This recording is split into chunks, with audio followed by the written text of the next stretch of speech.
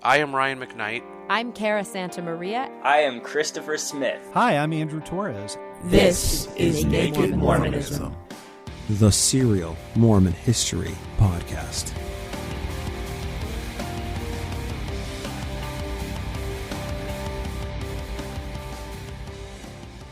Haters gonna hate.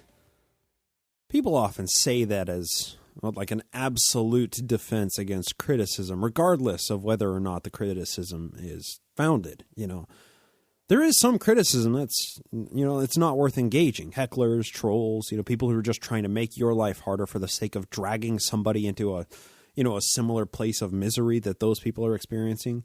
Yeah, sure, those cases, haters gonna hate. However, there are legitimate criticisms that people in the public eye will have lobbed at them that are quickly dismissed with that throwaway when they should be heeded or listened to. If you're a dick and you refuse to accept that fact, and then when people call you out on being a total dick and you ignore their criticisms by just saying haters gonna hate, you loop those people with legitimate criticisms in with people who are just being annoying, and suddenly the baby and the bathwater are out the window. Even though criticisms can be couched in a detrimental or a destructive fashion, if there's a nugget of truth at the foundation of a criticism, it should be considered. A person in the public eye will always draw critics, but critics are the people who point out when something is awry. For example, if not for critical scholarship, Joe's 1842 account of the first vision would be the agreed-upon historical truth. Through critical scholarship, criticism, as many as 7 previous accounts before that 1842 version have surfaced, revealing many inconsistencies among those different narratives. Critical scholarship has revealed that the Book of Mormon simply cannot be reconciled with every field of science. Critical scholarship has shown that the Book of Abraham was, indeed, translated, in scare quotes, from the surviving Egyptian papyri and was by no means a translation so much as it was a fabrication. These are all criticisms of Joseph Smith that he would never listen to in his lifetime, and many people refuse to listen to today. But those criticisms are all important. Critical examinations of subjects and objects leads us closer to the truths which underpin such concepts. Joseph Smith was prominent in the public light, and he drew criticism from many angles, criticism which was often well-founded and couldn't be excused by haters gonna hate. However, apologists today still defend against such criticisms, like sycophants in a depraved cult of personality. Today we'll be discussing a few examples of contemporary criticisms against Joseph Smith that completely shattered any claim he had to being a prophet or a scholar of any yet-to-be-deciphered languages by the power of God.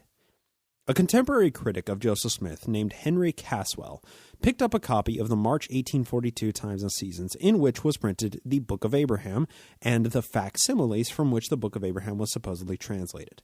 This guy, Henry Caswell, a professor and reverend, donned the clothing of the plebeian and embarked upon a journey to Nauvoo with hopes of giving a sketch of the place, meeting the prophet, and possibly even proving him to be an impostor, all in one trip. It was ambitious, but Henry Caswell was not a man to shy away from revealing religious impostors for who they truly were. As a result of his visit, he published a short pamphlet in 1842, which was revised and expanded into a second edition in 1843. Here's a brief reading from the introduction of his expose, and you'll find the entire pamphlet in the show notes should you care to read it for yourself. Quote, "The following narrative, the result of a few weeks' leisure on shipboard, is again presented to the public with a deep sense on the author's part of the iniquity of an imposture, which, under the name of religion, is spreading extensively in America and in Great Britain. Mormonism needs to be seen in its true light to be hated. And if the following pages consist almost exclusively of the personal testimony of the author, should assist in awakening indignation against a cruel delusion and a preposterous heresy, he will consider himself amply rewarded." End quote. Henry Caswell had on his person a copy of a Greek Psalter. A Psalter is a Greek manuscript of a psalm of the Bible. The one that Caswell had with him he estimated to be from about the 1200s CE. So Henry Caswell apparently attempted to lure Joseph Smith into a trap using this Greek Psalter. He appropriated an oft-reported line by Mormons today, spoken by Joseph Smith himself on many occasions. Quote, They were, however, bent upon completing the journey which they had designed, and although they civilly listened to my statements, they professed to be guided in reference to Mormonism by that perverted precept of Scripture, "Prove all things, hold fast to that which is good." From this moment I determined to visit the stronghold of the new religion, and to obtain, if possible, an interview with the prophet himself.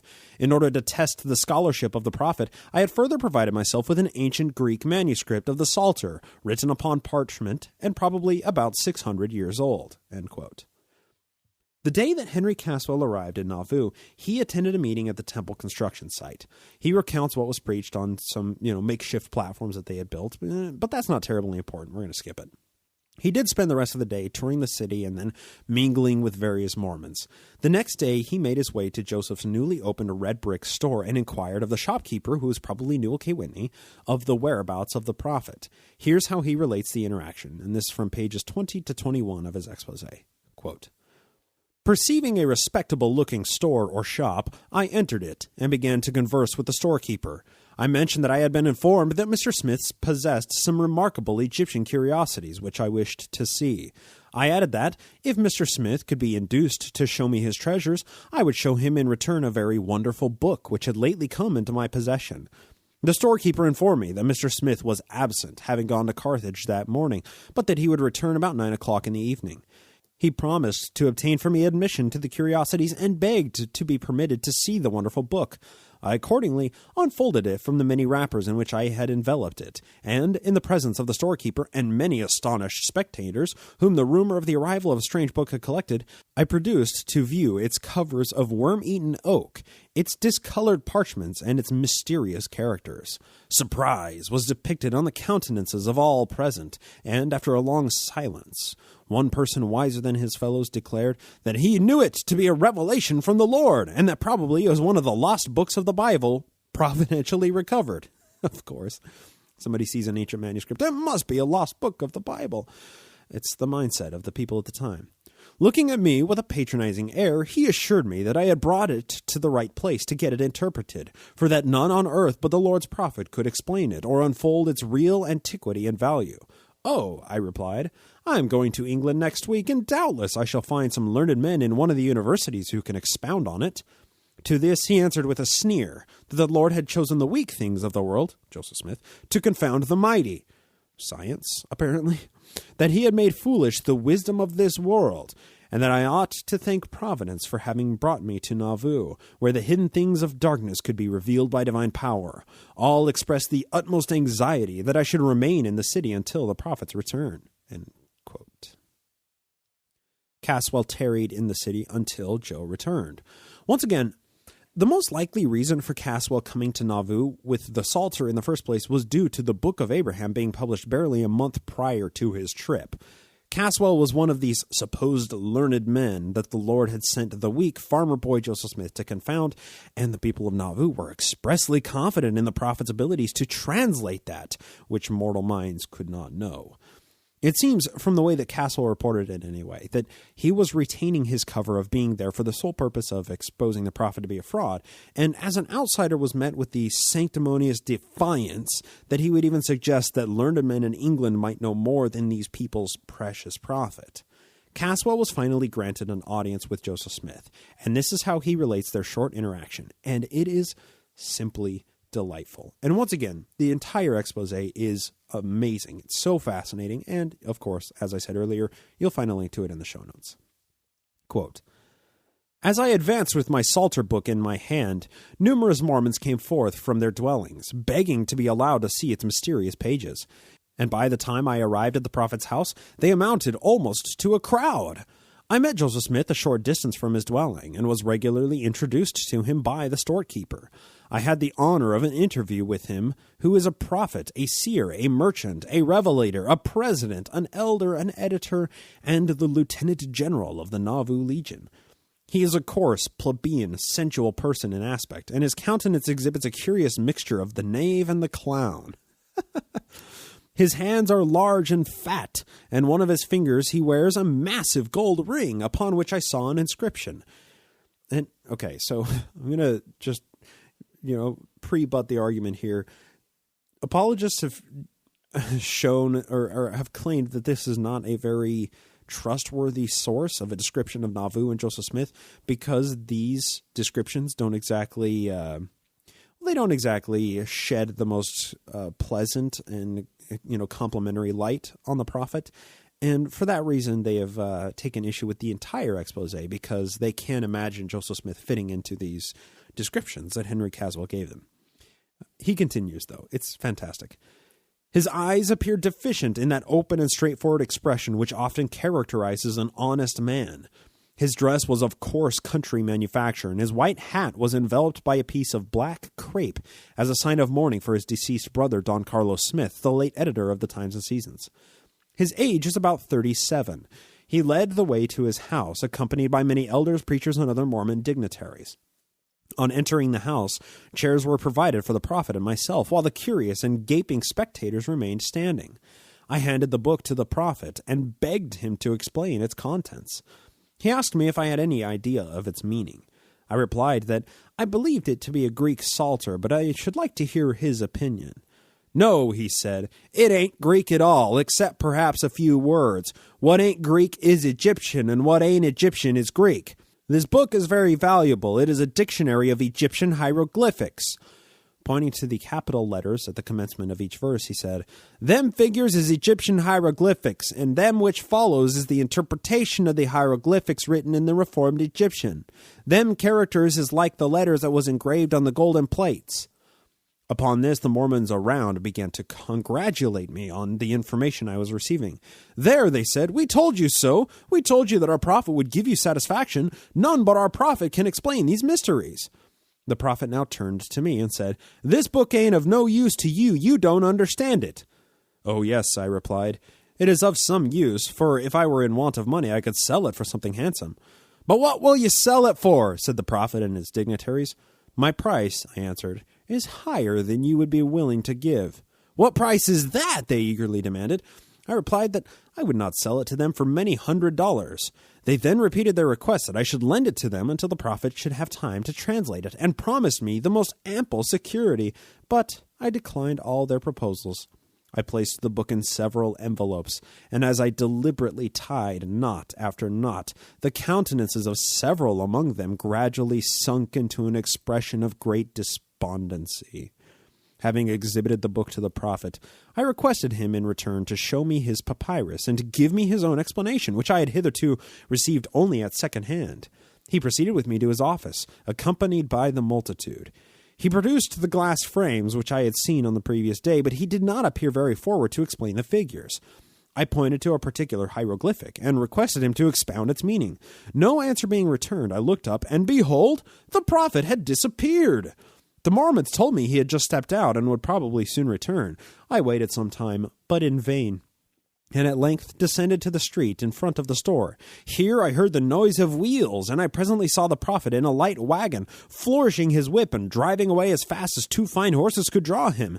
As he disappeared from view, enveloped in a cloud of dust, I felt that I had turned over another page in the great book of human nature. End quote. This is an incident in Mormon history that is lesser known than many other incidents, but it's still quite interesting.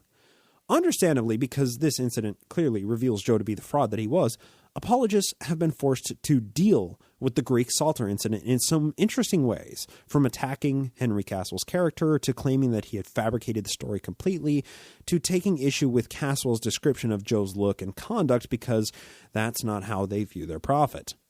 Hugh Nibley, the foremost Mormon apologist of the 20th century, devoted pages 191 to 287 of his 1961 book, The Mythmakers, to a fictional interview between himself and this guy, Henry Caswell. He kind of did it like I did with episode 3 of the Mark Hoffman series, but Nibley spent more than 1/3 of his book pages on this fictional interview, where he creates a textbook strawman of Caswell and repeatedly tears him down. Even the Times and Seasons in October of 1843 reported on this Greek Psalter incident. At the time, Whiteout Willard Richards and John Taylor were the editors of this, and both are known for twisting or omitting facts to sell their own narrative. Here's a quick extract. Quote, "Reward of merit. It will be recollected by some that a Mr. Caswell, professing to be an Episcopal minister, came to this city some 12 or 18 months ago. He had with him an old manuscript, professing to be ignorant of its contents, and came to Joseph Smith, as he said, for the purpose of having it translated. Mr. Smith had a little conversation with him and treated him with civility, but as the gentleman seemed very much afraid of his document, he declined having anything to do with it." End quote. The entire article is about how Caswell had earned a position as a curator of the English church, thus the title of, reward of merit.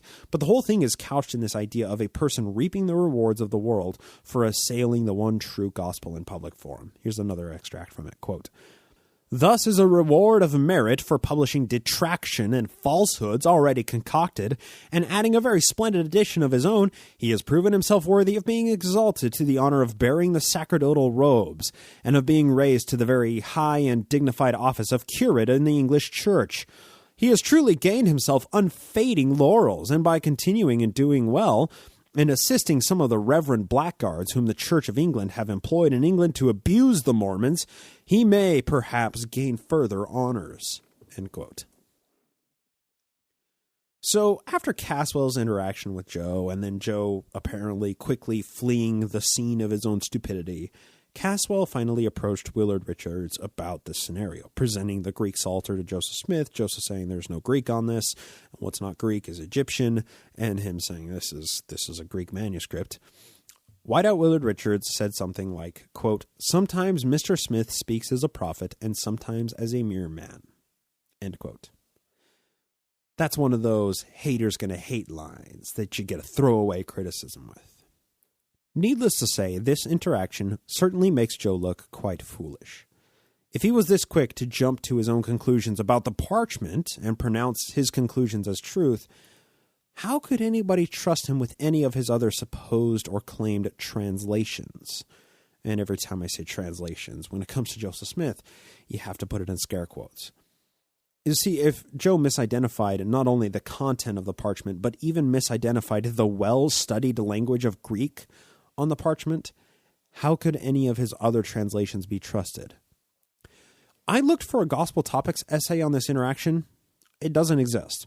Fair Mormon has an essay about this, but they simply repeat the same ad hominem attacks and question Caswell's motivations, and they never deal with the substance of the interaction that makes this expose so insightful and revealing.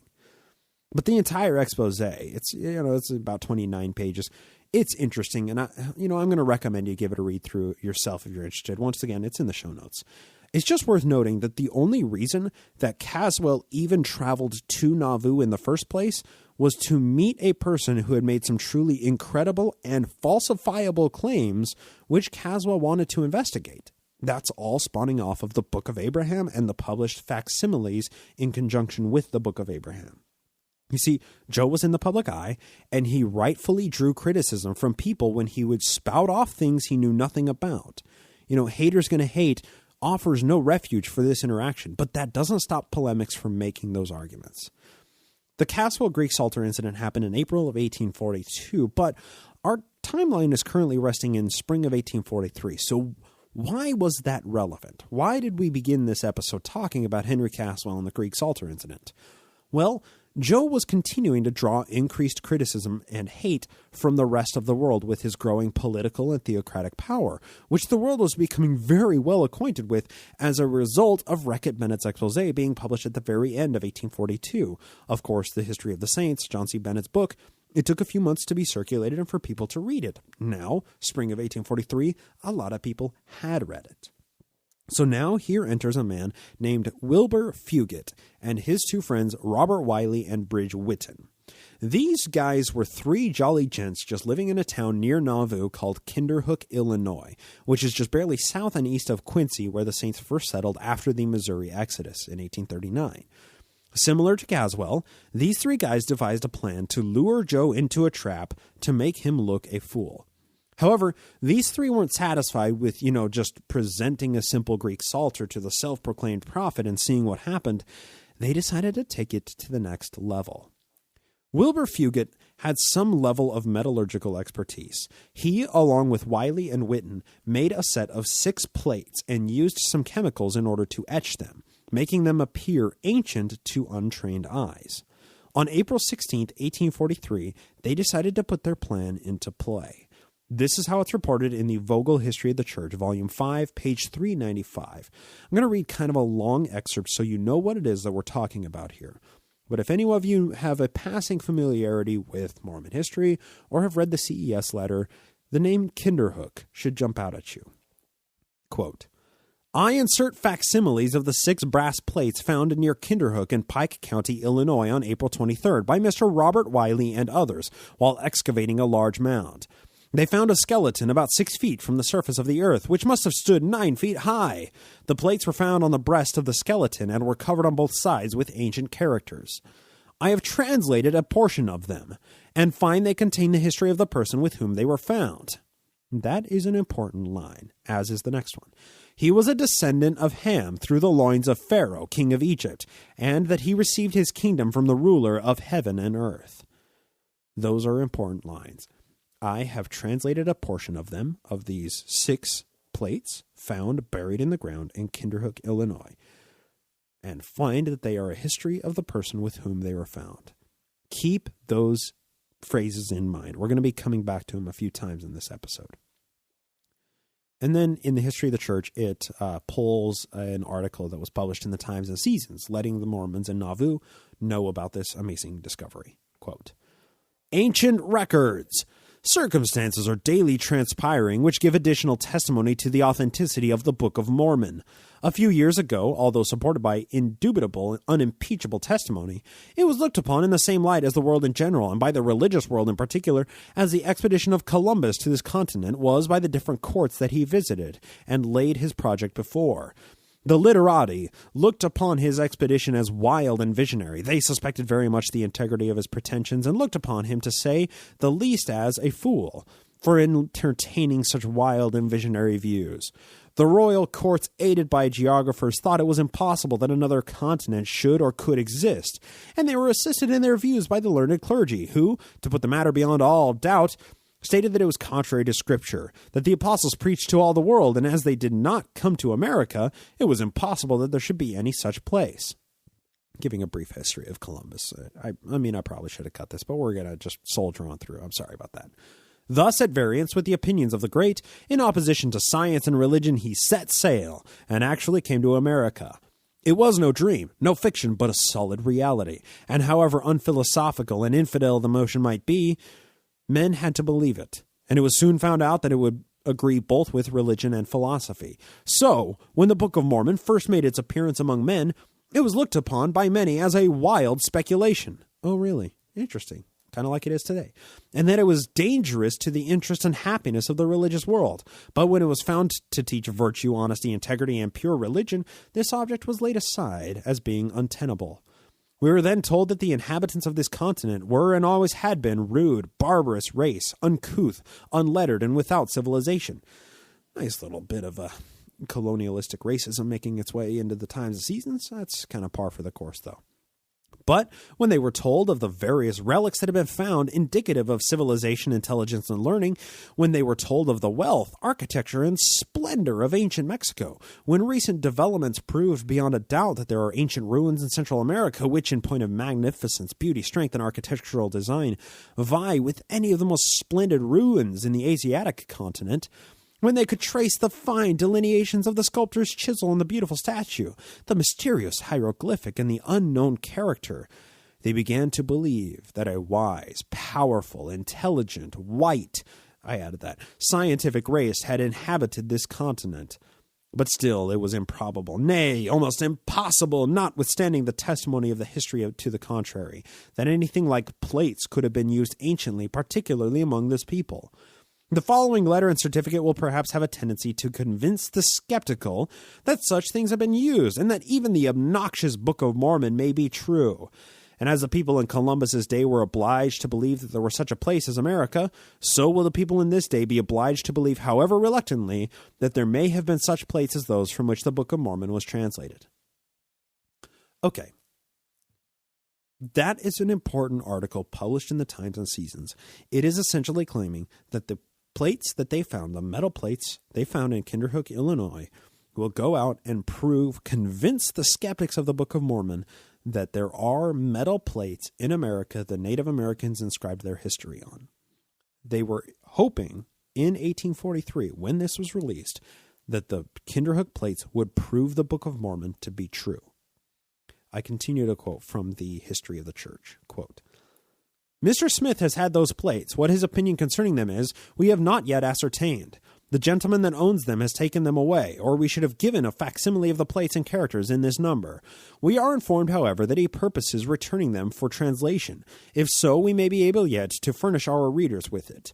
It will be seen by the annexed statement of the Quincy Whig that there are more dreamers and money diggers than Joseph Smith in the world.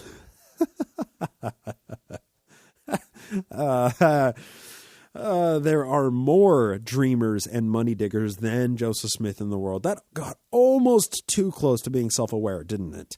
And the worthy editor is obliged to acknowledge that this circumstance will do a good way to prove the authenticity of the Book of Mormon. That's the point. That's the entire point of this. He further states that if Joseph Smith can decipher the hieroglyphics on the plates, he will do more towards throwing light on the early history of this continent than any man living.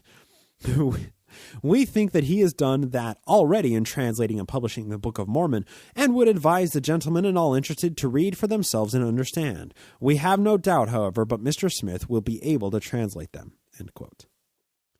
Now, if you have read the CES letter, or if you read any biography of Joseph Smith or any historiography of Mormonism, chances are that the Kinderhook Plates have come across your path. The Kinderhook Plates and the Greek Psalter incidents, that we talked about at the top of this episode, combined together so soon after the Book of Abraham was published, supposedly translated from Egyptian papyri, these three items in Mormon history happening in the span of 1 year prove Joseph Smith to be an unabashed fraud. People at the time knew what was happening. What's really incredible about the release of this in the Times and Seasons is other news outlets picked up on the gag long before the Mormons had. Included in the discovery was a written statement signed by 9 men who certified the authenticity of the unearthed treasure. Quote, We, the citizens of Kinderhook, whose names are annexed, do certify and declare that on the 23rd of April, 1843, while excavating a large mound in this vicinity, Mr. R. Wiley took from said mound 6 brass plates of a bell shape covered with ancient characters. Said plates were very much oxidated. The bands and rings on said plates moldered into dust on a slight pressure. The above described plates we have handed to Mr. Sharp for the purposes of taking them to Nauvoo. Signed, and these are the 9 men, Robert Wiley, W.P. Harris, F.W.F. Ward, W. Longnecker, which that's just a great name, isn't it? Why not Shortnecker? Fayette Grubb, Ira S. Curtis, George Dickinson, W. Fugit, that's Wilbur Fugit, and J.R. Sharp. End quote. So, I'll just ask, we can't go past an affidavit signed or, a statement signed by these 9 guys and, without asking the question of what more do you need that something from the 19th century is authentic than just 9 guys signing their names to a piece of paper claiming that it's authentic. I'll just say, I couldn't be more convinced of the authenticity of these plates if the entire Fugit clan had signed the paper. Channeling a little Samuel Clemens there. Immediately, with the discovery of this, the publication in newspapers about this, people made hay with this, okay? The Quincy Whig, that was a paper which started out friendly to the Mormons when they were first settling in Quincy, but the Quincy Whig had shifted tone largely because of the 1842 election. They published an article that is absolutely incredible. The title alone reveals the tongue-in-cheek nature of the article, right? But here it is. Right in the history of the church, they reprinted an article from the Quincy Whig. It has some minor edits, but I've reinserted those edits that they took out when they were compiling the history of the church. And this is in volume 5, page 398, pardon me. Quote, Singular discovery, material for another Mormon book. A Mr. J. Roberts of Pike County called upon us last Monday with a written description of a discovery which was recently made near Kinderhook in that county. We have not room for his communication at length and will give so much of a summary of it as will enable the reader to form a pretty correct opinion of the discovery made. It appeared that a young man by the name of Wiley, a resident in Kinderhook, dreamed 3 nights in succession. I mean, just like I said, you pick up on the tongue-in-cheek nature of this, and the Quincy wig was antagonistic towards the Mormons and Joseph Smith's history by this time. So, dreamed 3 nights in succession that in a certain mound in the vicinity there were treasures concealed. Impressed with the strange occurrence of dreaming the same dream 3 nights in succession, he came to the conclusion to satisfy his mind by digging into the mound. For fear of being laughed at, if he made others acquainted with his design, he went by himself and labored diligently one day in pursuit of the supposed treasure by sinking a hole in the center of a mound. Finding it quite laborious, he invited others to assist him. A company of 10 or 12 repaired to the mound and assisted in digging out the shaft commenced by Wiley. After penetrating the mound about 11 feet, they came to a bed of limestone that had been subjected to the action of fire. They removed the stones, which were small and easy to handle, to the depth of 2 more feet, when they found 6 brass plates, secured and fastened together by 2 iron wires, which were so decayed that they readily crumbled to dust upon being handled. The plates were so completely covered with rust as to almost obliterate the characters inscribed upon them, but, after undergoing a chemical process, the inscriptions were brought out plain and distinct. There were 6 plates, 4 inches in length, 1 inch and 3/4 wide at the top, and 2 inches and 3/4 wide at the bottom, flaring out to points. There are 4 lines of characters or hieroglyphics on each. On one side of the plates are parallel lines running lengthways. By whom these plates were deposited there must ever remain a secret, unless someone skilled in deciphering hieroglyphics may be found to unravel the mystery. Who could it be? Some pretend to say that Smith, the Mormon leader, has the ability to read them. If he has, he will confer a great favor on the public by removing the mystery which hangs over them. A person present when the plates were found remarked that it would go to prove the authenticity of the Book of Mormon, which it undoubtedly will.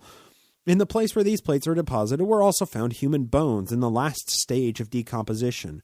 There were but few bones found, and it is believed that it was but the burial place of a person or family of distinction in ages long gone by, and that these plates contain the history of the times or of a people that existed far, far beyond the memory of the present race. But we will not conjecture anything about this wonderful discovery, as it is one which the plates alone can reveal. The plates above alluded to were exhibited in this city last week and are now, we understand, in Nauvoo, subject to the inspection of the Mormon prophet. The public curiosity is greatly excited, and if Smith can decipher the hieroglyphics on the plates, he will do more towards throwing light on the early history of this continent than any man now living." End quote. It's just too good. Like I said, the Quincy wig was antagonistic towards Joseph Smith. It's written in a very, not satirical, but a sarcastic nature. I'm having trouble speaking today. I'm sorry, everybody. So the plates then remained in Nauvoo for a few weeks. And then on the 7th of May, 1843, we find this entry in the history of the church where Joe began his work translating the contents of the plates. Sunday, the 7th of May. In the forenoon, I was visited by several gentlemen concerning the plates which were dug out of a mound near Kinderhook, sent by William Smith to the office for Hebrew Bible and Lexicon. End quote. So Joseph even sent his younger brother, William Smith, to his office to grab the Hebrew Bible and the Lexicon. It sounds as if he was trying to make a legitimate, earnest effort to translate these by the languages that he had, received some schooling in, but he was by no means any sort of expert. So finally, in June 24th, 1843, the Nauvoo Neighbor, and the Nauvoo Neighbor was the rebranded Wasp. That was the Wasp. John Taylor took over the Wasp from William Smith and then rebranded it to the Nauvoo Neighbor and made it much less inflammatory towards critics of the church. So the Nauvoo Neighbor printed facsimiles of the 6 plates, and you can see them to this day if you follow the links in the show notes. As per the description, you can see the pictures. They are 6 bell-shaped plates with engravings. The engravings, however, are not a recognizable language. They're not a language that exists and that nobody can even identify today. That's because they weren't a real language to begin with. So the creator, and when I say creator, I mean that legitimately, the creator of these plates, Wilbur Fugit, was deliberate in not betraying the source of the engravings. He intentionally engraved them to, not reveal what source he was taking them from. Now, it's notable that some of the markings, some of these hieroglyphics is such a fluid word when it needs to be, but some of the hieroglyphics on these plates bear resemblance to the Egyptian hieroglyphics that were printed as the Book of Abraham translation, but none of the engravings look exactly like the authentic ancient Egyptian taken from the Kirtland Egyptian papyri that was printed as the Book of Abraham. So if you did a good job in scratching the symbols that look authentically ancient, but they aren't from any single source other than his own mind. It's also important to note that Joe claimed he was commencing the translation of the plates, right? I told you, remember that sentence, I commenced translating the plates with whom they were found. President Joseph Smith, now the original Times and Seasons report included in the history of the church, it says President Joseph has translated a portion and says they contain the history of the person with whom they were found, and he was a descendant of Ham through the loins of Pharaoh, king of Egypt, and that he received his kingdom through the ruler of heaven and earth, unquote. Let's try and unpack that a little bit, because it introduced points where apologists are able to mentally pretzel their way out of the issue, but it also makes hard-line claims that cannot be avoided. So first, the entry in the history of the church, President Joseph Smith has translated a portion, so on and so forth, that was not written by Joseph Smith himself. Rather, it was in the Nauvoo journal of his scribe at the time, William Clayton. When the history of the church was compiled, they made everything in Joseph's first-person perspective, even though the sources for the history came from dozens of journals and, hundreds of letters that were not in Joseph Smith's hand. That allows for a loophole. You see, if Joseph Smith himself didn't record that he was translating a portion, and then William Clayton, William Clayton's actually responsible for this passage, well, William Clayton may have been misinformed or he may have been lying, right? The prophet didn't make a mistake, his scribe made the mistake. That's a baffling and disingenuous claim, right? If William Clayton said that Joseph Smith did something, it happened. Most of what we know from Joseph Smith's day-to-day life comes from William Clayton's Nauvoo journal. Okay? This discrepancy doesn't create a loophole big enough for Joe's to squeeze through here. But to unpack it further, Joseph Smith made testable claims, or at least the entry, William Clayton, who talked about what Joseph Smith said, made testable claims. The plates contain a history of the person with which they were found. Now, that's not completely unbelievable. If somebody dies with, their own history in their hands, somebody dies with, a suicide note, somebody dies with their own journal in their bedside table, you can understand that that's a history of that person. But then he makes specific claims. This person was a descendant of Ham through the loins of Pharaoh, and that he received his kingdom through the ruler of heaven and earth. The only way a person could legitimately make those claims is if they claimed, or if they thought that they knew what was on the contents of the plates. That is information that can only be decipherable from the supposed hieroglyphics. Now, further, a contemporary account was printed in the New York Herald. Now, the New York Herald, that was James Gordon Bennett's paper, right? And this account comes from May of 1843. Now, what it is, it's only signed a Gentile with no name actually ascribed to this, but it was a letter that this person that signed a Gentile sent to James Gordon Bennett. Okay.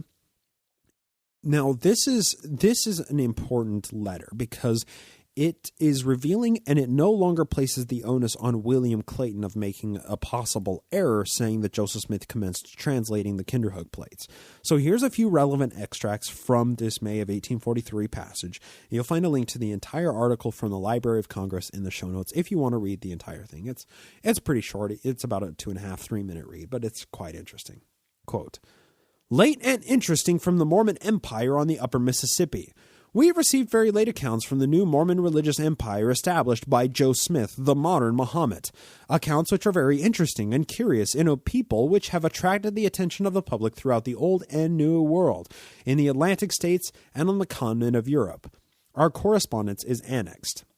New revelations and fresh predictions are in the sack and will soon be out. The new batch of brass plates will be the foundation of more prophecy, wonder, excitement, and increase. Joe Smith has already demolished Father Miller and the politicians." We discussed, William Miller, a few episodes back. and is now preparing to issue another Book of Mormon that will wake up the world a second time. We shall wait for this development with an open mouth at least." End quote. Once again, satirical nature, maybe not satirical. It's not a parody. It's not a satire, but a sarcastic nature, a tongue-in-cheek way of writing it. So after it provides that introduction, the article prints the entire letter that was sent from this said Gentile to James Gordon Bennett. And it said it's to Bennett, so I'm not 100% sure if it was initially sent to James Gordon Bennett as editor of the New York Herald, or if this was a letter that was sent to John C. Reckitt Bennett as sent to be part of his updated expose, and then he forwarded it to James Gordon Bennett. Unfortunately, it just says to Bennett. So I'm going to have to assume that it's to James Gordon Bennett as editor of the New York Herald, because that was his paper. He was acting editor at the time. Now, even if the contents of the letter don't offer any clarification on that, here is the intel that's revealed from this letter concerning the recently found Kinderhook plates. Some of this is a little bit redundant, but there's an additional detail in here that we're going to focus on. Quote, "Suffice it to say, in view of this city of Nauvoo and its founder, that strange things have happened, and still things more strange may happen. Another set of plates have been found in Pike County in this state. They were dug out of a large mound 15 feet from the summit by a company of persons 15 in number, who all affirmed to the fact of their situation when found." Once again, this is the thing where stories continue to evolve. It started out, the hole was 6 feet deep, the hole was 8 feet deep, then the hole had, it was 10 feet or 11 feet deep, and then it was covered by burned rocks. Now the hole is 15 feet deep, right? So these are things, it started out with there's 9 people who signed the statement. Now there's 15 people there. All of these are details that just get lost when you're talking about newspapers from the 19th century. That's how this happens. But then it offers a description of the plates themselves, and that's important because these are actually witnessed by the person who sent this letter. "There were 6 in number, about 3 inches in length and 2.5 broad at one end and 1 inch broad at the other, being something of a form of a bell, about 1/16 of an inch thick, with a hole in the small end of each fastened together with a ring, apparently of iron or steel, but which was so oxidized so as to crumble to pieces when handled. The plates are evidently brass and are covered on both sides with hieroglyphics. He compared them in my presence with his Egyptian alphabet." He compared them in my presence with his Egyptian alphabet. Okay? That's the additional detail that I talked about, which he took from the plates from which the Book of Mormon was translated. Now, there's a mistake there, not the Book of Mormon, but the Book of Abraham. The Egyptian alphabet came from the Egyptian papyri, and it was created when the Mormons purchased the Egyptian papyri in 1835, when Michael Chandler, the person who was taking around Egyptian antiquities and touring them around the country, when he sold them to the church for like $2,300, right? That's where the Egyptian alphabet came from. So when this person says Book of Mormon was translated, I think they meant to print the Book of Abraham was translated. It continues or finishes with say, "And they are evidently the same characters. He will therefore be able to decipher them." End quote. That last piece is a crucial tidbit of information because it carves out another apologetic dodge, but it also creates a paradox where facts cannot be reconciled here. What I mean by that is, if Joe translates, I put that in scare quotes, translates something by the gift and power of God, like the Book of Mormon, then it can't be wrong because that would nullify his claims to being a prophet, seer, and revelator.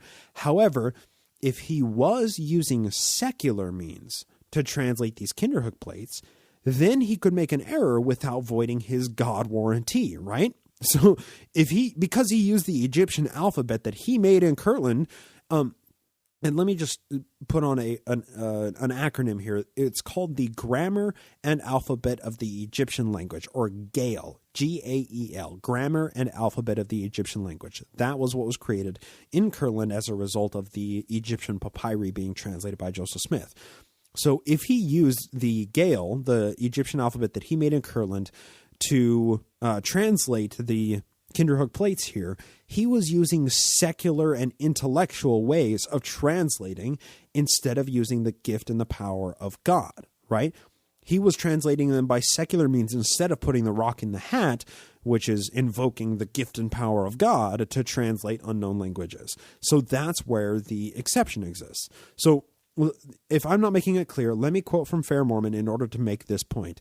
And they actually reference Don Bradley's 2011 presentation on the Kinderhook Plates. Quote, Don Bradley noted that one of the most prominent characters on the Kinderhook Plates, a symbol shaped like a boat, when broken down into its individual elements, matched a symbol found on page 4 of the grammar and alphabet of the Egyptian language, Gael, often referred to as the Egyptian alphabet. The Gael provides meanings for the individual symbols, and the meaning assigned to the particular symbol found on the plates supports the translation reported to have been provided by Joseph. Now, you're just going to have to go to the Fair Mormon article to see what they're talking about and see the argument that Don Bradley is making here. I'm not going to do it here because it requires visual, and podcast is not a visual medium.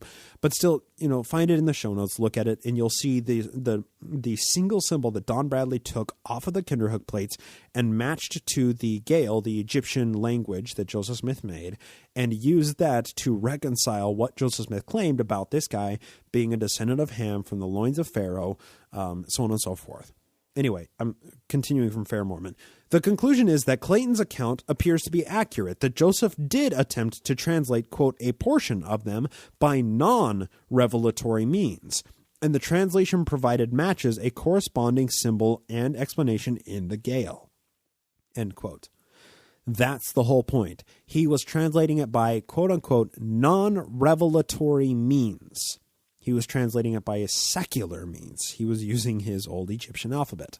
So that's the argument here. He used the Gael from the Egyptian papyri in 1835 in order to translate this one character from the Kinderhook Plates. There's no direct evidence of this. It's textbook cherry picking by Don Bradley to make this case. But that's par for the course with Fair Mormon. What do you expect? So the point is, Joe didn't use the gift and power of God with the rock in the hat. Therefore, he was translating the Kinderhook Plates as a man instead of translating them as a prophet, seer, and revelator. Yes, that is the actual apologetic argument made in 2011 in our enlightened 21st century, used to exonerate Joe's abilities to read unknown languages. Seemingly absent from this argument is the next logical step, right? His grammar and alphabet of the Egyptian language was wrong. So how could he use the Gael to translate the Kinderhook Plates using an incorrect alphabet that he himself made? Further, Joseph used Precious and Mr. Hat, the stone in the hat technique. He used the gift and power of God, the revelatory means, in order to create Gael, the grammar and alphabet of the Egyptian language. And now he was using that divinely revealed system to translate these fake Kinderhook Plates. So doesn't that just doubly indict his claims of being a translator? I mean, once again, this is one of those apologetic arguments that they go one step to carve out one tiny exception, but then they introduce a whole plethora of paradoxes that cannot be reconciled with the facts. That's how apologistic arguments for Mormonism, for Joseph Smith, work. I'm going to conclude with another chunk out of Fair Mormon, just to drive the point home. Quote, at the time that Joseph Smith translated the Book of Mormon, he only claimed the ability to translate by the gift and power of God. Over time, Joseph studied other languages and wished to learn to translate by other means. Like, learning from the learned people, from the experts of his day. That's what he was doing. His attempt to use the grammar and alphabet of the Egyptian language, a document that he and others had created, to attempt a translation of the Kinderhook Plates fits in with his desire. Since only a single character matched, that's in quotes, matched, Joseph would have been unable to continue to translate the plates in this manner. And once again, I'll just say, them saying matched, that is pure cherry picking. If you look at the symbol that Don Bradley pulls from the Kinderhook Plates and put it next to the grammar in Egyptian language, the Gael translation, they're not the same symbol. They look sort of similar, but there are some distinct differences. It's textbook cherry picking. And I continue to quote, this may explain why such a translation was never produced beyond the single character which happened to match, which is There's no evidence for that. It would not have even been possible to translate the fraudulent plates either manually or by the gift and power of God. Therefore, no translation was ever produced. Simply put, Joseph's attempt to translate the plates manually tells us he didn't attempt to translate the plates by using the gift and power of God. End quote. You see, the way that I attack this issue is either Joe could translate unknown languages or he couldn't, right? That goes for the Kinderhook Plates. That goes for the Greek Psalter that we talked about at the top of this episode. That goes for the Egyptian papyri that became the Book of Abraham, and that even includes the Book of Mormon. He said he could do it, and he was wrong. He knew he couldn't do it, and therefore he lied about his ability to do it. Now, it is worth noting that no actual translation ever came from Joseph Smith that was the supposed contents of the Kinderhook Plates.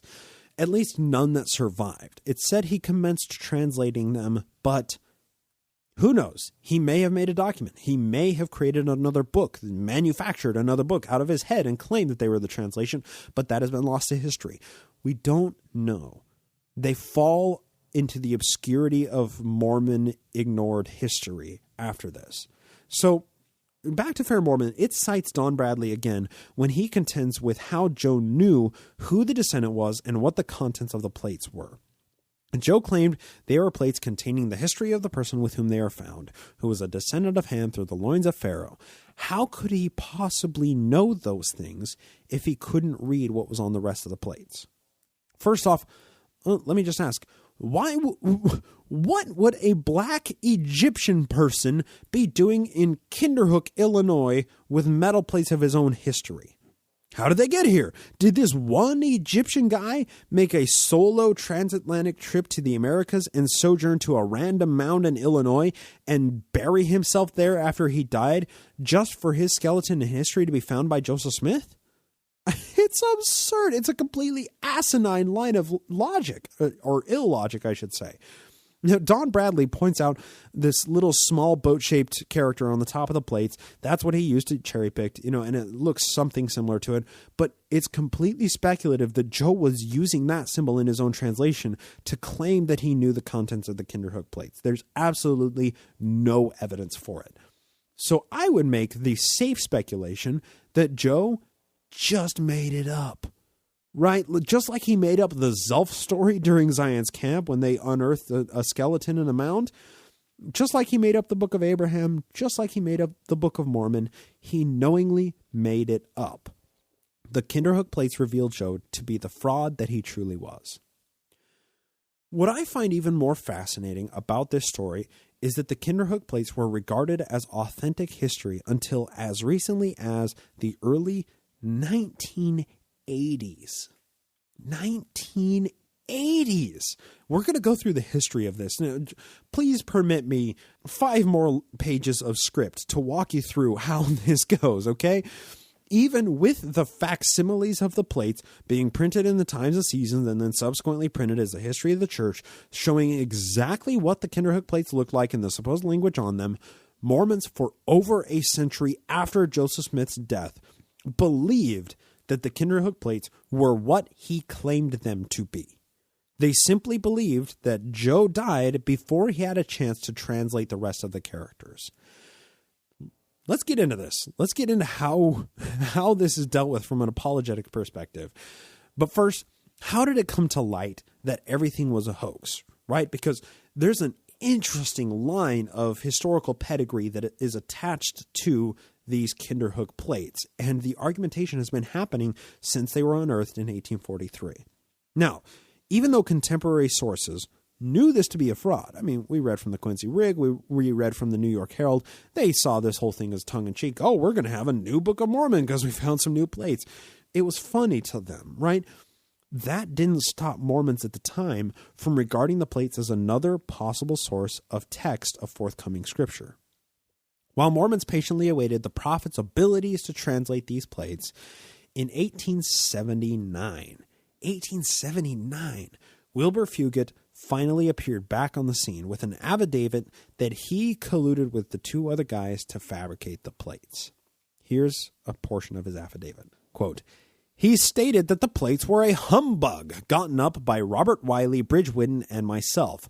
Whitten, who was a blacksmith, cut the plates out of some pieces of copper. Wiley and I made the hieroglyphics by making impressions on beeswax and filling them with acid, old iron and lead, and bound them with a piece of hoop iron, covering them completely with the rust. He describes the burial of the plates and their digging up, among the spectators of the latter being 2 Mormon elders, Marsh and Sharp. Sharp declared that the Lord had directed them to witness the digging. The plates were borrowed and shown to Smith and were finally given to one Professor McDowell of St. Louis for his museum. End quote. 36 years. Wilbur Fugit waited 36 years after the fact before he came out with the affidavit that he and 2 others had colluded on this project to make Joe look like a fool. More importantly, though, and I didn't include it in here, but he described the methods that he used in order to make the plates. So when this affidavit came out in 1879, Mormons widely regarded the Kinderhook plates as authentic. Also, this was a decade and a half after the Civil War, and it was widely known that the plates had been lost during the war, which makes it much harder to verify that they weren't authentic. So he waited 36 years. Why did he wait 36 years before revealing the conspiracy? Also, why was it only Wilbur Fugit? Why didn't Whitten or Wiley ever come out with statements around the same time or even earlier, maybe during Joe's lifetime, that this was all a ruse?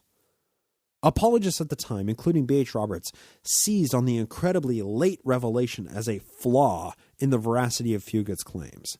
If he made it all up, why wait so long? Why were there no corroborating accounts? Should this guy not be believed because his affidavit concerns an event 36 years in the past?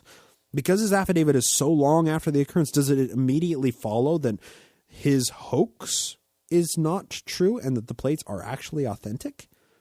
Well, here's what Fugit said of the hoax that they cooked up, and here's a little bit more extensive quote of it here. In regards to those plates, I say in answer that they are humbug gotten up by Robert Wiley, Bridge Whitten, and myself. Whitten is dead. I do not know whether Wiley is or not. None of the 9 persons who signed the certificate knew the secret except Wiley and I. We read in Pratt's prophecy that truth is yet to spring out of the earth.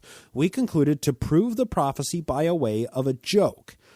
We soon made our plans and executed them. And then at that point, that's when he relates the exact details of how the plates were made. And I'm going to just cut that out of here. Our plans worked admirably.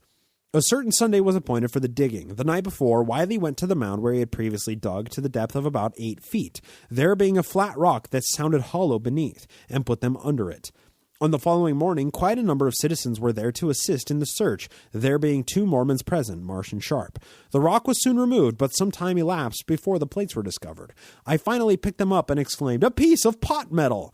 Fayette Grubb snatched them from me and struck them against the rock, and they fell to pieces.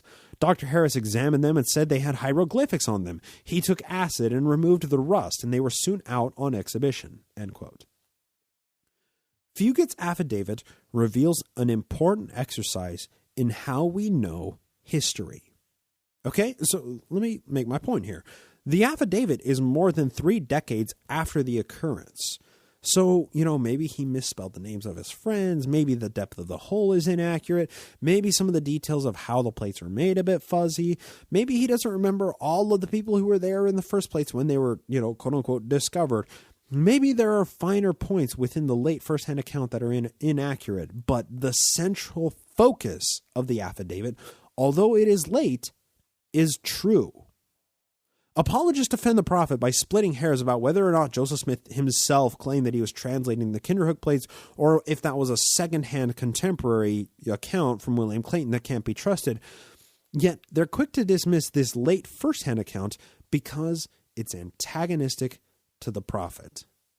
That's not how we do history.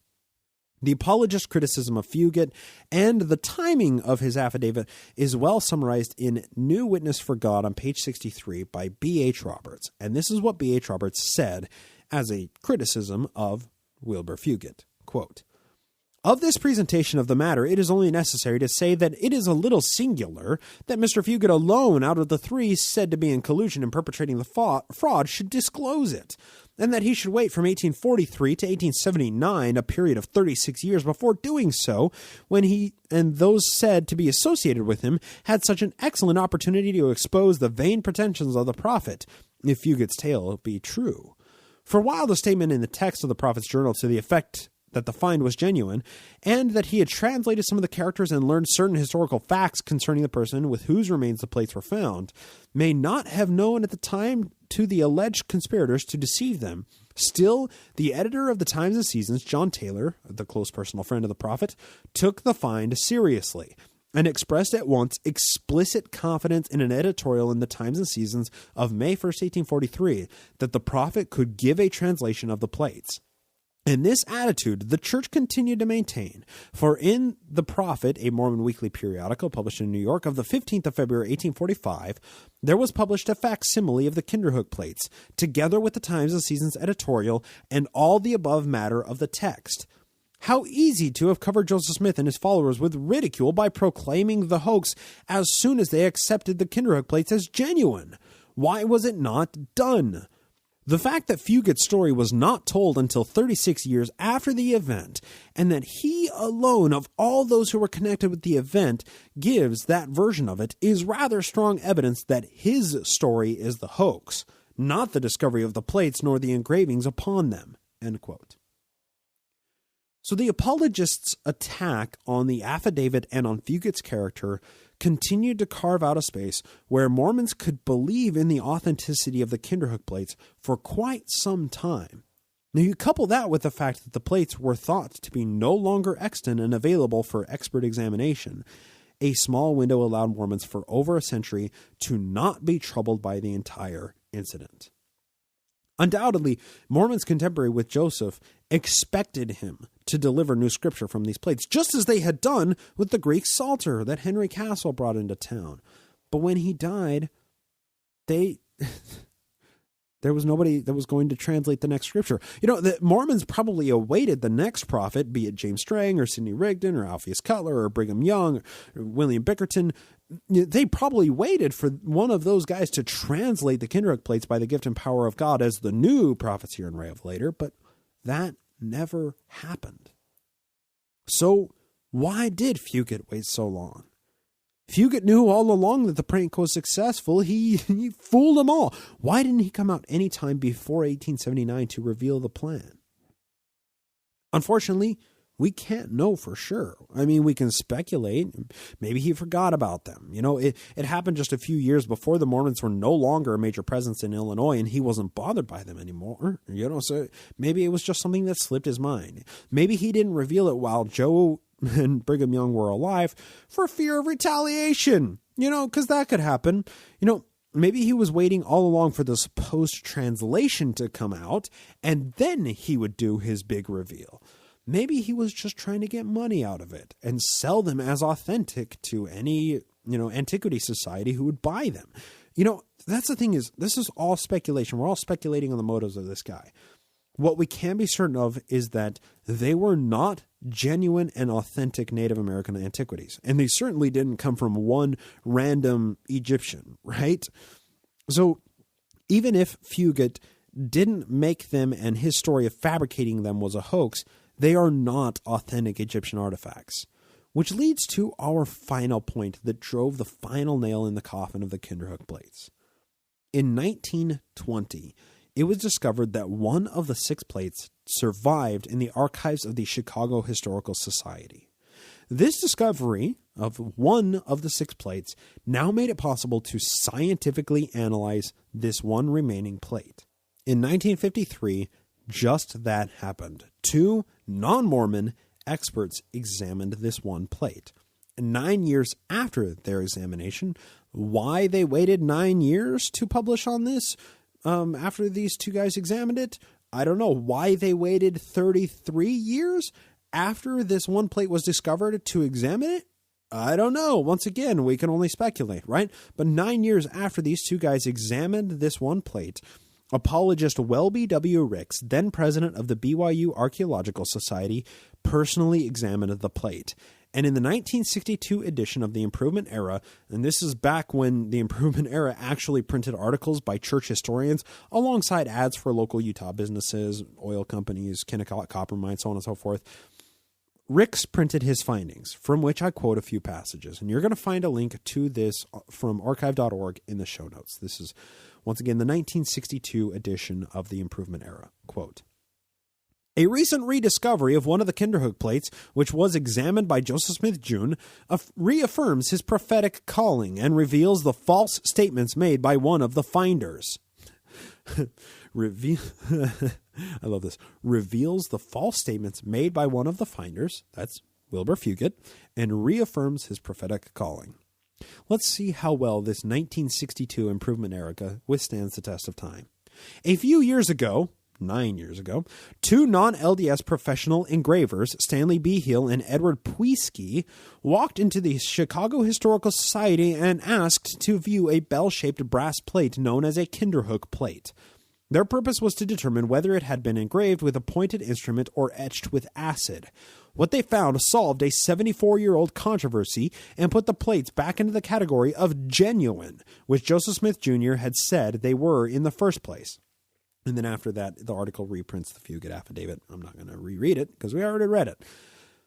He continues, "Anti-Mormons were quick to latch on to Fugit's story and broadcast it to the world and have done so from that day till this. One said, quote, 'This nails the prophet down for all eternity,' end quote. Another felt it would be the death blow to the church. Mr. Fugit's tale may seem fairly sound to some, but to others there exist too many peculiarities in the story to accept it. First, when this letter was written, the witnesses were either dead or presumed dead. Second, the plates had disappeared. They had been gone since the Civil War and thought to have been destroyed with the museum which housed them. Thus, Mr. Fugit was in a pretty safe position to say anything he desired about the plates. Who could dispute him? Third, of the witnesses to find, Mr. Fugit alone was the only one to declare the plates fraudulent. Fourth, Mr. Fugit waited a suspiciously long time, 36 years to be exact, which was 35 years after the death of his prey, before declaring the plates a humbug, when he could have done so within a few weeks after their discovery. Does this sound like a man who is anxiously waiting to catch something in a snare?" Then after that, Ricks goes on to make the argument that would prove Fugit's affidavit legitimate or false. I will let him make the case for himself. "The probability of an ancient inhabitant of America using acid to etch his plates is very, very slim, and the likelihood of his using a pointed instrument is very great. Thus it would be natural to suspect that the plates, if genuine, would be engraved rather than etched. It is easy to see that Mr. Fugit's testimony could be checked on by a determination of this matter. If they were etched, his testimony could stand, but engraved, his testimony must fall. To pursue either of these positions requires observation of the plate or plates by a specialist who are experienced in noting the difference between etching and engraving. With one of the plates now available for investigation, the key matter could be cleared up. Were they etched or engraved?" Now, that's the point that Ricks is hanging his hat on, right? If they were engraved, then that means that Fugit made a false claim in his affidavit that he and the other guys etched the engravings into it. But if they were etched, then, well, that substantiates his testimony, right? So that is the testable claim that Ricks is trying to test here. Mr. Fugit said Wiley and he had etched the plates, yet two professional engravers were invited to view the plates in 1953 and gave their unbiased opinion on them, which they did freely and without charge. They stated clearly that the plate was engraved with a pointed instrument. And then it prints the statement from the engraving experts. I will not read that. The plates are now back in their original category of genuine. This much remains. Joseph Smith Jr. stands as a true prophet and translator of ancient records by divine means, and all the world is invited to investigate the truth which has sprung out of the earth, not only of the Kinderhook Plates, but of the Book of Mormon as well. So Mr. Fugit made a mistake. That's what the claim is, right? The claim is Mr. Fugit made a false claim in his testimony. Therefore, the plates are genuine. Therefore, the Book of Mormon is also genuine, even though the Book of Mormon plates have never been found. Well, That's because two guys said it, right? Two random non-LDS engraving experts went and examined them and gave their unbiased opinion on them, according to Ricks, and they did freely and without charge. They just did it out of the kindness of their own hearts. They were not influenced by anything. They weren't sent there by anybody with an agenda. And we all know that all studies of a scientific nature are completely unbiased, right? He concludes by saying, what scholars may learn from this ancient record in future years, or what may be translated by divine power, is an exciting thought to contemplate. End quote. Maybe the next prophet, Spencer W. Kimball, was going to translate him, right? Maybe the miracle of forgiveness is what was on those Kinderhook plates. Maybe. But then, of course, a chemical analysis was finally done. And the chemical analysis completely destroyed everything that Ricks claimed. And it destroyed the affidavits, or the letter of authenticity of these engraving experts. Because they were etched. They were actually etched. And the late 1981, August of 1981 edition of the Ensign, they published an article about the Kinderhook plates, and they conceded any possible faithful Mormon interpretation for the historicity of the Kinderhook plates. This is from Stanley Kimball, August 1981 edition of the Ensign. You'll find a link to it in the show notes. Quote, a recent electronic and chemical analysis of a metal plate, one of the 6 original plates, brought in 1843 to the Prophet Joseph Smith in Nauvoo, Illinois, appears to solve a previously unanswered question in church history, helping to further evidence that the plate is what its producers later said it was. A 19th century attempt to lure Joseph Smith into making a translation of ancient-looking characters that had been etched into the plates. Joseph Smith did not make the hoped-for translation. In fact, no evidence exists that he manifested any further interest in the plates after early examination of them, although some members of the church hoped they would prove to be significant. But the plates never did. End quote. August 1981, Ensign article. The final concession at the end of this article, it's incredible. It tries to carve out an ever-shrinking ground for apologists to stand on when it comes to the Kinderhook plates. You'll see what I mean. Quote, another possible explanation for the hoax never having been carried through may lie in Robert Wiley's desire to sell the plates as genuine artifacts. For him to have exposed the hoax before the attempted sale would, of course, have scuttled any negotiations, and to expose it afterward may have landed the sellers and conspirators in jail for attempted fraud, turning the tables and making them the object of ridicule instead of Joseph Smith. Significantly, there is no evidence that the prophet Joseph Smith ever took up the matter with the Lord, as he did when working with the Book of Mormon and the Book of Abraham. No, he just took it up with the Gael, with the grammar and alphabet of the Egyptian language that he did take up with the Lord, apparently. But no. We won't talk about that. That's Don Bradley's 2011 scholarship that talked about that. That wasn't known about in 1981, was it?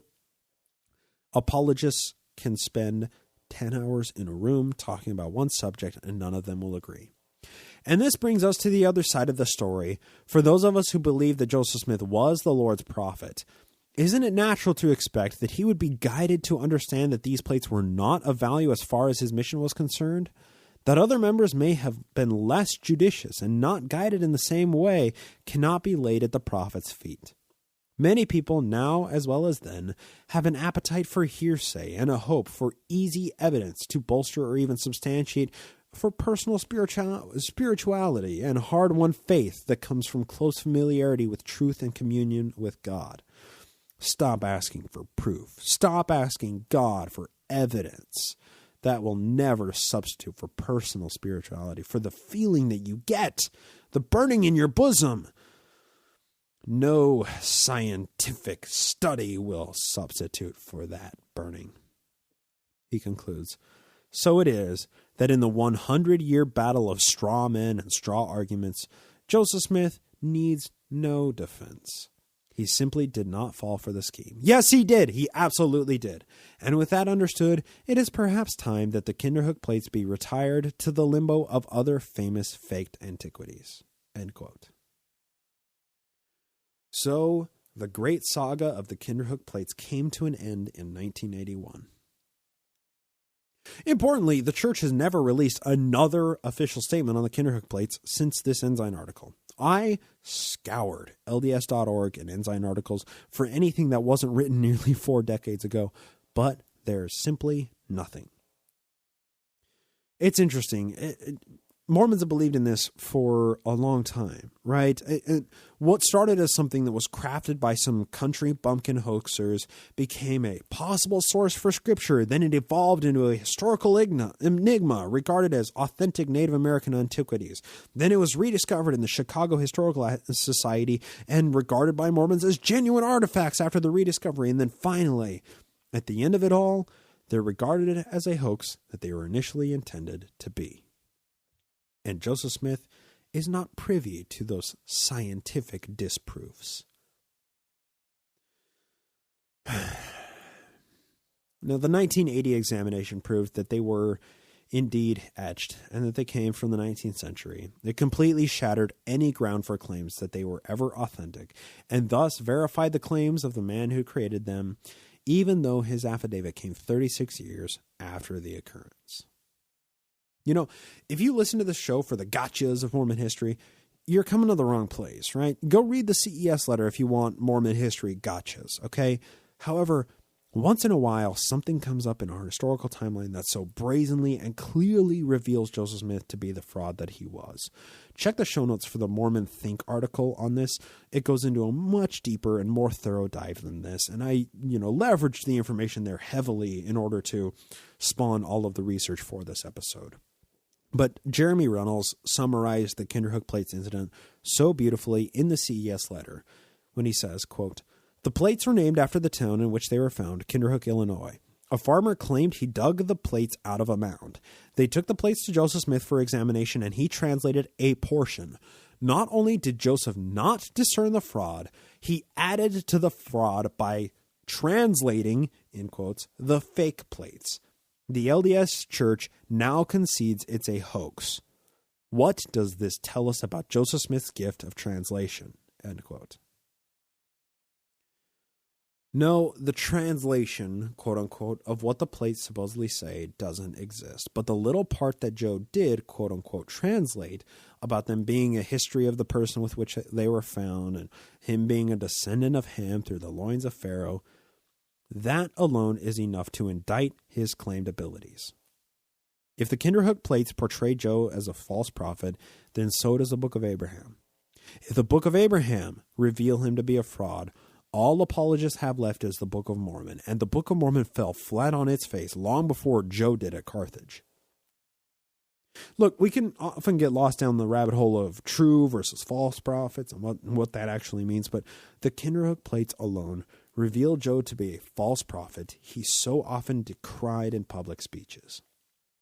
He was a fraud from day one of Mormonism, and that fraud only became more apparent with every passing day of his ministry. The Kinderhook Plates are yet one more issue on the pile of problematic Mormon history that can't be simply ignored with haters gonna hate.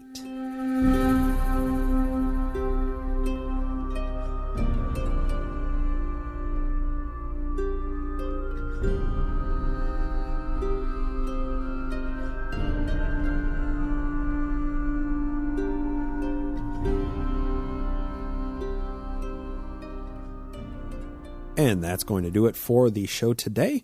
Wanted to give everybody just a little heads up on the calendar for 2019. What looks like is going to be the Naked Mormonism calendar for the year upcoming here. So I'm planning on doing a bit of traveling this year, and these are all 2 Mormon history conferences. So just a brief rundown of what the future holds, beginning with April 14th, 2019, I'm giving a talk at a local meetup group in St. George. Message me, nakedmormonism@gmail.com, or on social media if you're seeking further details on that.